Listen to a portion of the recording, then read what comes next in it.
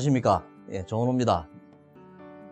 오늘은 제가 한 15, 16년간 식음료 업계에 종사를 하면서 제가 직접 체험하고 생각해왔던 실전 마케팅에 대해서 여러분들과 함께 말씀을 나누고자 합니다.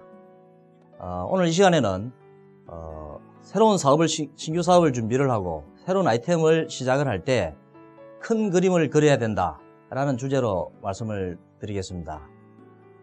저는 항상 새로운 일을 할 때 두 가지 습관을 가지고 있습니다. 첫 번째는 제 역할에 대해서 정확하게 정의를 내려야 된다라고 하는 겁니다.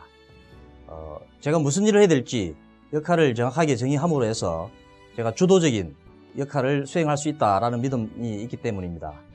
두 번째는 새로 하려고 하는 사업에 대해서 과거 히스토리를 집요하리만큼 추적에 들어가는 습관을 가지고 있습니다. 제가 음료 사업을 처음 시작했던 95년도의 경우에는 제가 음료의 문외한이었다라고 말씀드릴 수 있습니다. 제가 마시던 음료도 이름도 몰랐던 이런 상황 속에서 음료 사업을 처음 시작할 때 저 같은 경우에는 음료 시장 전체를 봐야 된다고 생각을 했습니다. 95년 시점에서는 우리나라 음료 시장은 해방 이후에 약 한 50년의 역사를 가지고 있었고 음료 시장 사이즈는 한 2조 5천억이었습니다. 비료 공장 하나도 없던 나라에서 산업화가 시작되면서 음료도 역시 아주 일천한 가운데서 시작되었습니다. 외국에서 기술이 들어오고 외국 브랜드들이 들어오게 됐습니다. 50년이 지난 시점에 2조 5천억이라는 시장이 만들어졌습니다만은 그 가운데서 어떤 시장이 가장 큰 것인가를 조사를 해봤습니다.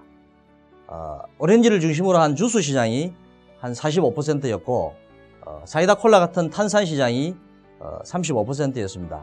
주스와 탄산이 전체의 80%를 차지하고 있는 이런 상황이었고 음료 시장에서도 소위 말해서 빅3 법칙이라고 하는 원칙이 적용되고 있었습니다. 메이저 3사가 어느 정도 시장이 성장되고 나가게 되면은 3개 정도의 기업과 브랜드만이 살아남는다는 것이 빅3 법칙인데요. 그 당시 롯데나 혜태, 코카콜라 같은 메이저 회사들이 전체 시장의 7, 80%의 마켓쉐어를 차지하고 있었습니다. 그런 가운데서 과점 체제를 가지고 있었는데 저 역시 자신이 좀 없었습니다. 이런 기라슨 같은 회사와 세계적인 브랜드들 속에서 어떤 제품으로 승부를 낼 것인가 확신을 가지고 있지 못하는 가운데서 서울에 있는 무역협회에 있는 자료실에서 도서관에서 자료를 찾는 가운데서 재미있는 자료를 하나 발견하게 됩니다. 외국 브랜드 한국 도입 연도표라는 자료인데요. 세계적인 브랜드들이 어떤 것들이 누굴 통해서 언제 들어왔는가를 연도별로 잘 정리해 놓은 자료였습니다. 저는 그 자료를 보고 깜짝 놀랐습니다.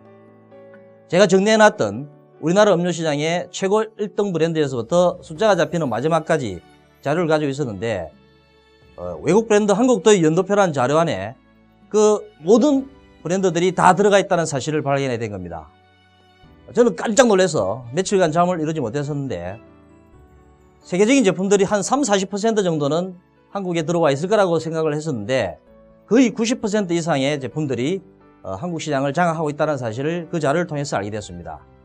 저는 그때 우리 음료 시장을 만들어야 되겠다라는 확신을 그때 이제 발견하게 됩니다. 전체의 음료 시장 속에서 우리 음료라는 것을 만들겠다라는 것은 저한테는 소명감이었고 그 당시 용진식품의 제품 개발 철학이 되고 제품 개발 방향이 되기도 했었습니다. 그 이후에 대추, 쌀, 매실 같은 우리 소재의 음료로 잃어버린 우리 입맛을 찾아줘야 되겠다고 하는 확실한 제품 개발 방향과 소명감을 가지게 된 것도 과거 역사를 추적해 오는 과정에서 발견했다라고 말씀드릴 수 있습니다. 그런데도 불구하고 제가 이해가 안 되는 부분이 하나 있었던 것은 왜 오렌지가 가장 잘 마시는 음료일까라는 점이었습니다. 그래서 우리 국내 시장만 볼 것이 아니라 세계 시장을 보자 라는 관점에서 많은 나라를 조사하는 가운데서 우리나라와 가장 인접한 일본 시장을 보게 됐었는데 일본 같은 경우에도 역시 오렌지, 커피, 콜라가 전체 시장을 차지하고 있었습니다.